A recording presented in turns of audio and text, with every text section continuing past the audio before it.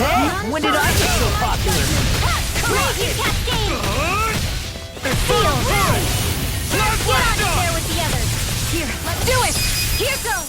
More without me, this one's mine! Quit staring and concentrate on the fight. I don't take orders from you. Let me take the rest of them. Well, someone's feeling lively.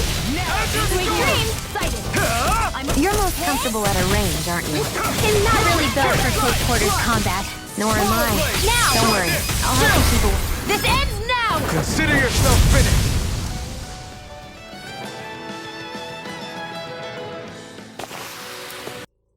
Tales of Arise represents the biggest step forward Bandai Namco's long-running action RPG series has taken in a long while, and newcomers and fans alike will be jumping in with both feet to see how it fares.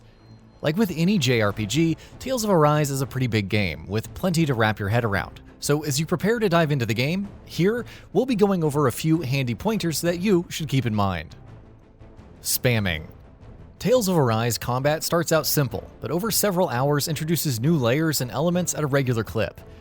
All that said, there is a lot going on here, and while we'll be getting to some of the more advanced tips in a bit, let's first talk about the fundamentals. For instance, spamming attacks. In a fast, action-oriented combat system such as this one, it's all too easy to begin resorting to constantly spamming one or two attacks that you like.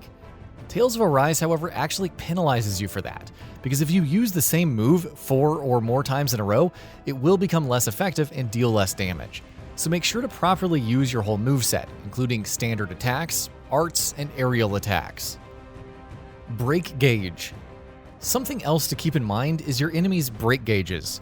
Keep attacking enemies and deal enough damage and they'll enter a break state, in which they'll be rendered completely immobile and defenseless for a few seconds, allowing you a healthy window in which to deal more damage.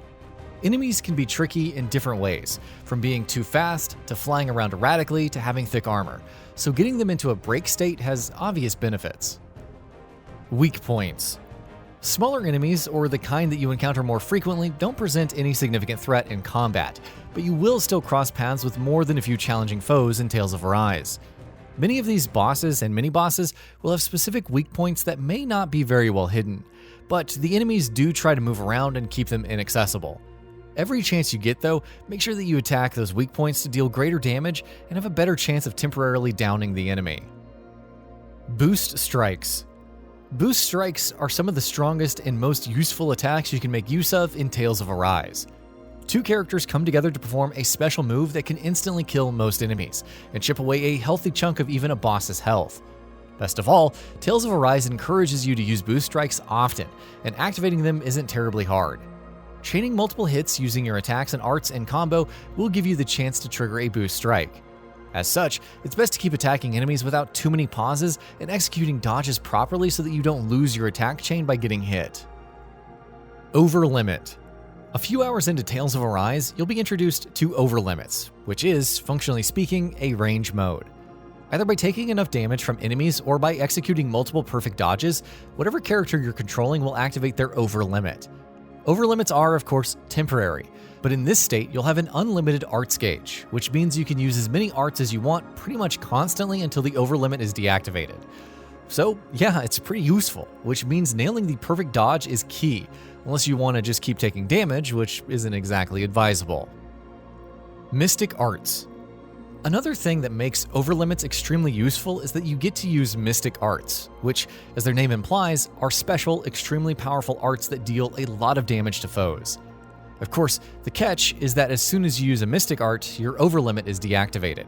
The trick here is to save your Mystic Art until you're seconds away from exiting the OVERLIMIT state, especially during boss fights, where dealing constant damage throughout long fights is key. Camps. We've spoken quite a bit about Tales of Arise's combat, but there's plenty else going on in the game as well. When you're exploring the world, every so often you'll come across campsites, where you can rest and heal up, purchase weapons and items, and have conversations with characters. That last bit is important to keep in mind though. Every time you camp, make sure that you talk to one of your party members to increase your bond with them. You can only speak to one character every time you camp though, so if you get the chance to increase your bond with several, make sure that you think about which character you want to increase your bond with. Food. Another crucial activity tied to camps and even inns is cooking. Collecting ingredients, finding recipes, and cooking meals is a pretty important part of Tales of Arise's loop. Every time you camp or stay at an inn, you can cook one of several meals, depending on which recipes and ingredients you have, each of which provides unique buffs. From boosting how much XP you gain, to increasing your attack power, to increasing how much loot enemies drop, meals can be very useful while their effects are still activated. Every time you rest or camp, make sure to cook a new meal if the effects of your previous one are about to run out. Basically, you should have the effects of a meal activated non-stop. Owls. Collectibles in Tales of Arise take a pretty unusual form. Scattered throughout its world are owls, and finding them yields various rewards, from cosmetic items to useful items and equipment, once you trigger a specific side quest a few hours into the game. That, of course, means that you should always be on the lookout for owls.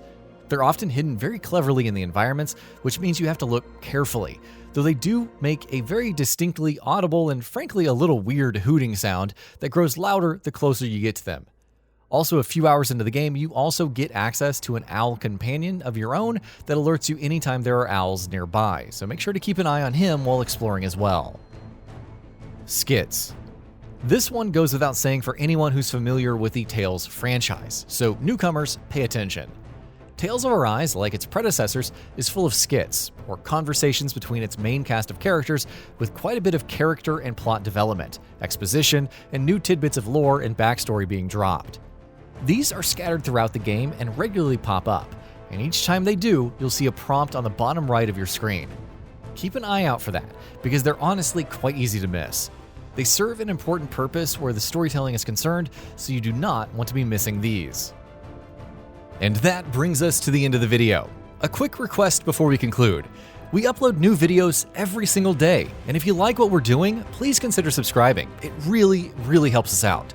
Also, don't forget to enable all notifications by clicking the bell icon so that you can receive daily video updates. Thanks for watching.